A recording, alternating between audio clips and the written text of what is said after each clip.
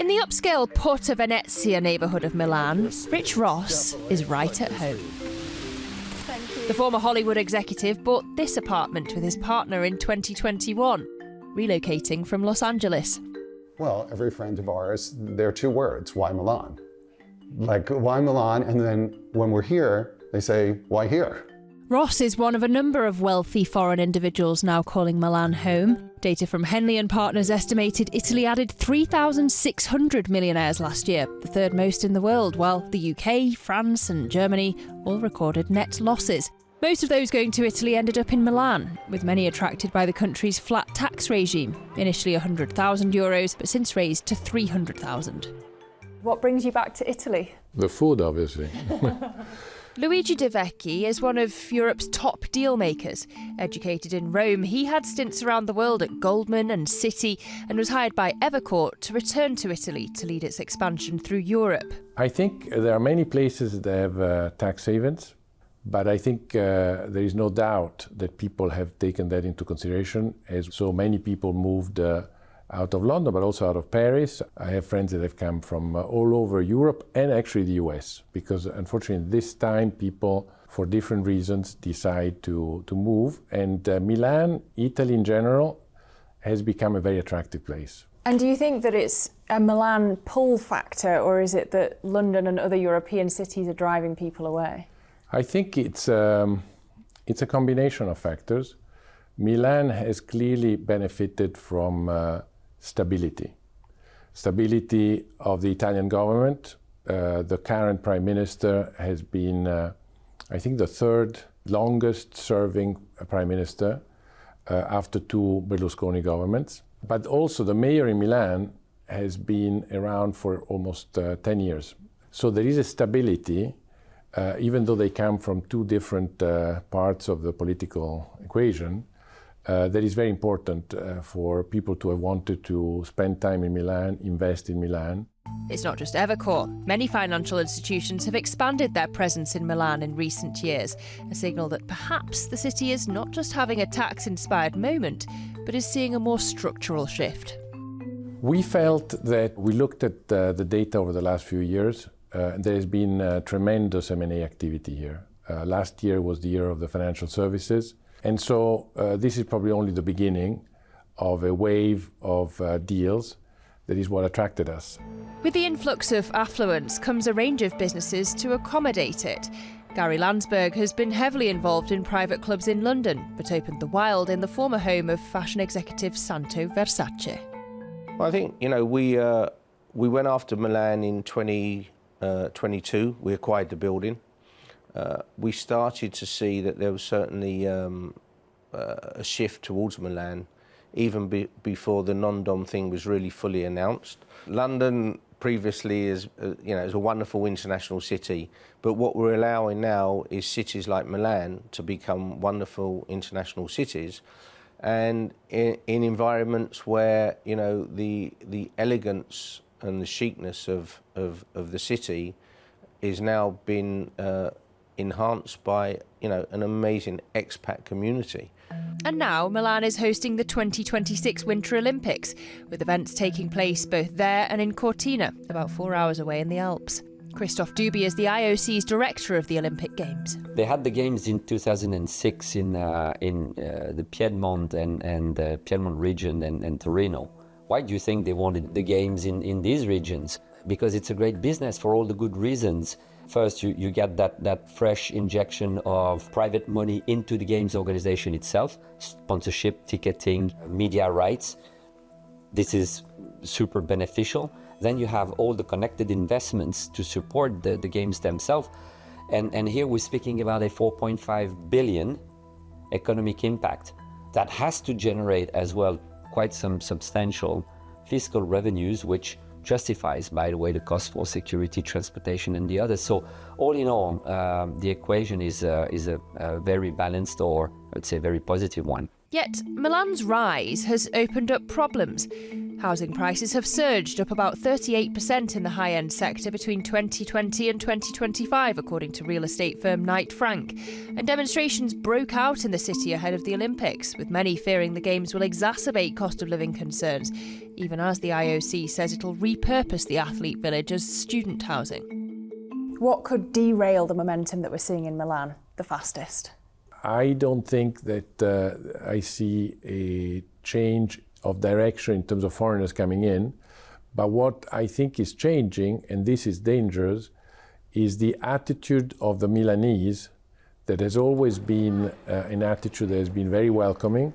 Milanese have something very special compared to other places in Italy. They're very reserved, they're very, the beauty of Milan is hidden, so most of the big palaces have gardens that you cannot see from the outside. And Milanese don't like to show off. So some of the wealthiest families in this town are not people that you would, they drive a Fiat 500, not a Ferrari. And so this influx of foreigners who are very wealthy, flashy, and sometimes flashy, could create some kind of backlash. A little bit like what I think London experienced when a lot of too many foreigners came and prices rose and some of the Londoners had to move out. I think that is starting to happen here. I really hope that the authenticity of Milan and of the Milanese will not be lost because of that. Oh, how do you keep that balance? You need to continue to want to attract Italians, and therefore prices cannot necessarily start to reach for rents the prices that we've seen elsewhere, which is a little bit what is happening at a time when salaries have not kept up. Is there any sense of resentment that outsiders are coming in and getting the great properties? I don't know if there's resentment. I would say or I don't know if it's a worriedness. I think it's a curiosity, but it's also a little, the unknown is always very, I guess, a little scary here. But it's also been a city that has a finance capital for Italy. And for Europe, it's a city that has a fashion capital for the world. So it's not like they don't, the residents here don't see people come in. It's now every business and people coming to live here, not just come for a weekend, go to a fashion show, or not come for a finance meeting and then go back to London. People come, stay, and enjoy. And I think that's more of a curiosity than a concern. With both mayoral and general elections in Italy next year, voters will get a chance to have their say on the country's tax regime. If the flat tax regime were to be reversed, would people leave as fast as they've come? I think it depends on how much they like pasta. No, the reality is that I think there is no question that for many people the tax issue for the very wealthy, it's a real issue. It's an issue for them, it's an issue for their families, it's an issue for their legacy. So I don't think that we can look at that in isolation, but I think it would be a major factor. Having said that, I have plenty of friends that have come, as I said, over the last few years to Italy, to Milan. They love it. They love the standard of life. And so I think that quite a few would stay. Perhaps the true test of a city's growth isn't measured by the arrival of those that have already made it, but by those who are trying to make it. Milan might be a destination for the wealthy, but is it becoming a destination for those looking to get wealthy?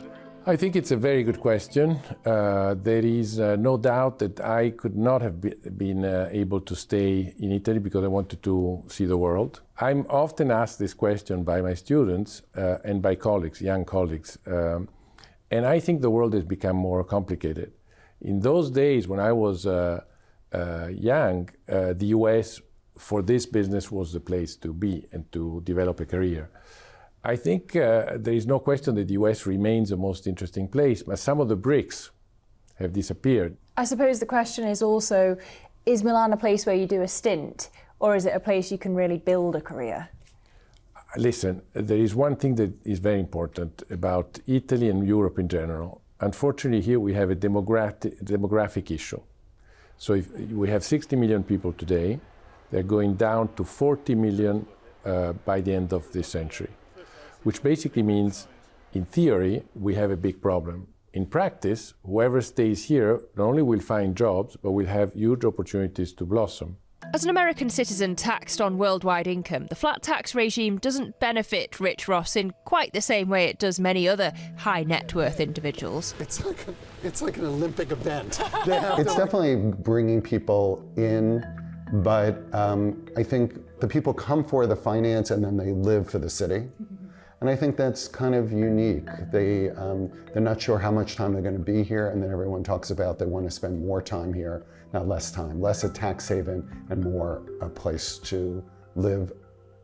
Not so much, I think, la dolce vita, just an easy life that's beautiful and fun and yummy. Old Milan is the arts, fashion and elegance. New Milan is finance, ambitious and cosmopolitan. The real draw might be finding a mix of both. It's balance. I think the Italians understand and have always felt that balance in life is more important than their money and more important than anything. And I think for people coming in, often for monetary reasons, to understand that kind of balance is the curiosity from the outside to the Italian way.